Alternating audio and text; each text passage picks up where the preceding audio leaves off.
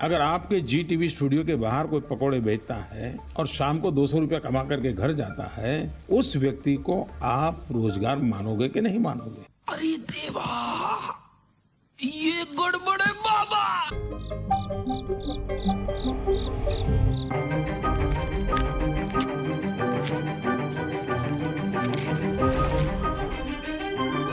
युवाओं को बेरोजगार रखने वालों, जनता माफ नहीं करेगी। तो नमस्कार दोस्तों, कैसे हैं आप लोग। आशा करता हूं कि आप लोग बढ़िया होंगे और सब कुछ एकदम बढ़िया चल रहा होगा। दोस्तों, लेके आ चुका हूं एक और शानदार और धमाकेदार जॉब अपडेट, जो कि है Indian Overseas Bank SO recruitment 2025।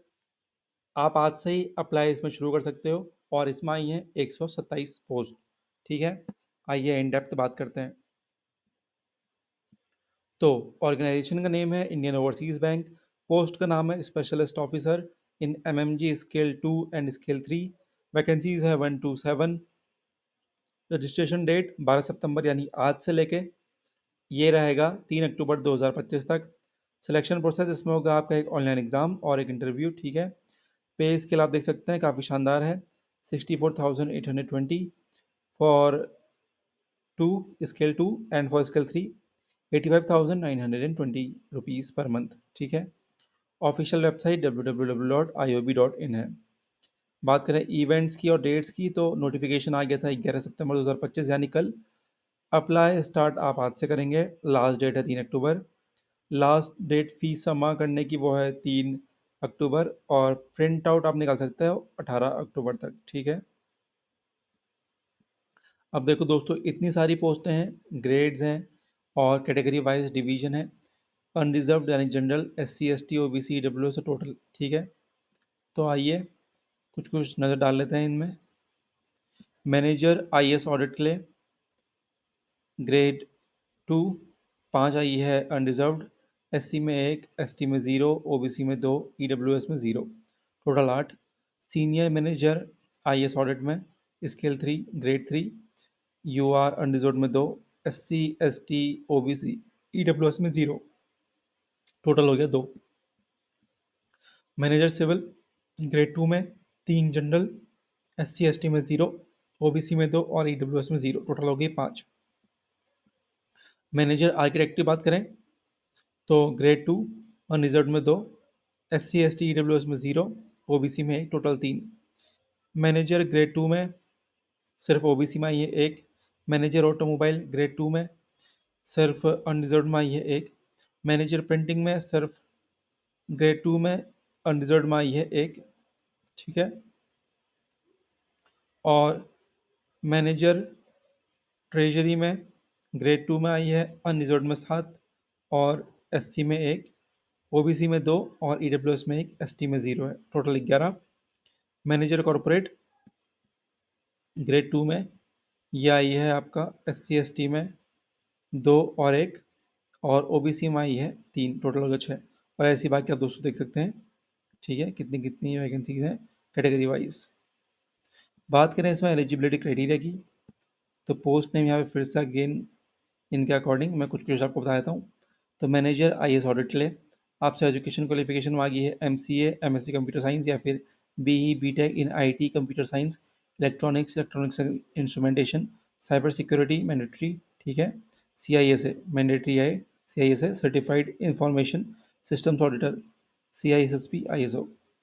Work experience यहाँ पे आपको मिनिमम 2 से 3 साल का एक्सपीरियंस होना चाहिए और मिनिमम 4 से 6 साल का एक्सपीरियंस। ये दोनों के लिए है, मैनेजर IAS ऑडिट और manager senior manager IAS audit के लिए। ठीक है, अब बात करें मैनेजर सिविल, मैनेजर इलेक्ट्रिकल और मैनेजर ऑटोमोबाइल के लिए, तो एजुकेशन क्वालिफिकेशन में फुल टाइम BE या फिर BTech डिग्री मांगी है in civil engineering. Work experience में 3 साल का एक्सपीरियंस होना चाहिए इन रिलेवेंट स्ट्रीम। ठीक है, मैनेजर आर्किटेक्ट के लिए बैचलर्स होनी चाहिए आपके पास। ठीक है, bachelors in architecture have a valid registration of council of architecture COA। 3 साल का आपको एक्सपीरियंस भी होना चाहिए। बात करें मैनेजर IT की, तो BE या फिर BTech MTech in computer science, BE BTech in information technology computer science, electronics and instrumentation cyber security और MCA MSc computer science IT या साइबर सिक्योरिटी। 3 साल, 3 से ज़्यादा साल का 3+ years of post qualification experience और 3 years of hand on experience होना चाहिए in development of work. Manager treasury में डिग्री होनी चाहिए, कोई भी डिसिप्लिन में 2 साल का वर्क एक्सपीरियंस होना चाहिए। मैनेजर आईटी के लिए बी या फिर बीटेक होनी चाहिए, computer science, IT, electronics and communication, cyber security, electronics and telecommunication और इलेक्ट्रॉनिक्स, 2 साल का आपसे एक्सपीरियंस मांगा है, ठीक है।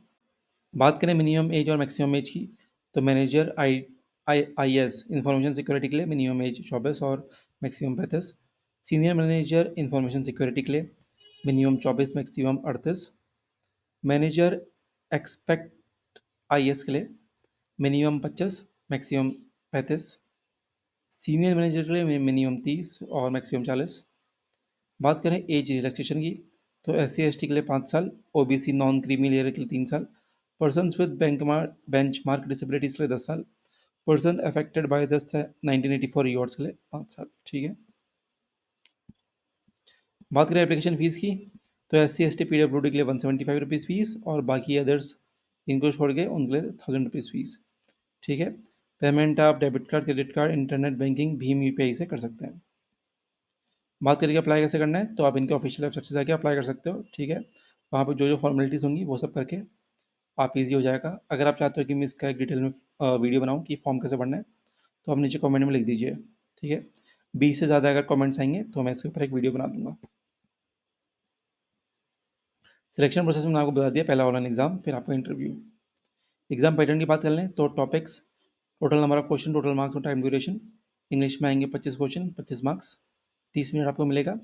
General awareness with special reference to the banking industry, 25 question, 25 marks, 30 minute का टाइम।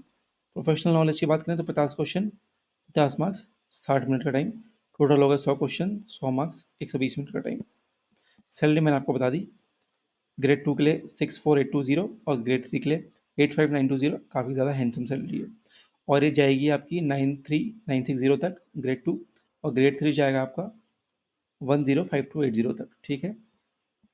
तो दोस्तों ये थी एकदम क्रिस्प जानकारी इस पोस्ट के बारे में, ठीक है। आपको कोई डाउट नहीं होगा, डाउट है तो नीचे कमेंट में ज़रूर पूछना, और कोई आपका सजेशन है तो वो भी कमेंट में ज़रूर डालिए।